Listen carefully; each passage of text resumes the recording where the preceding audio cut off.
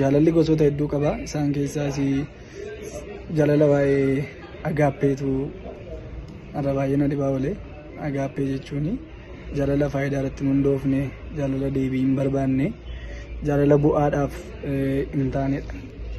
Kutaa kanaa wajjin kan wal qabatu macaafa qulqulluu keenya Roomaa boqonnaa 5 lakkoofsa 7 fi 8 tarii namni nama waan gaarii godhee fi kan du'u in argama ta'a, tarii in argama ta'edha.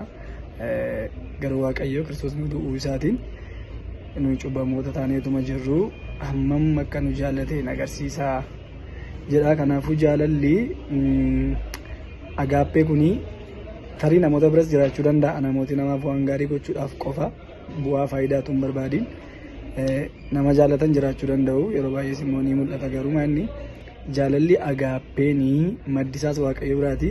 Kan jaalala agaappee jaallachuu danda'us Waaqayyo garuu darbee darbee nama biraa argamuu ni danda'a. Kanaafuu Waaqayyoon gaafa kadhannu jaalaloota warra kaan argachuu dandeenya. Sababi isaas nuyi namoota of jaalatanidha waan ta'eef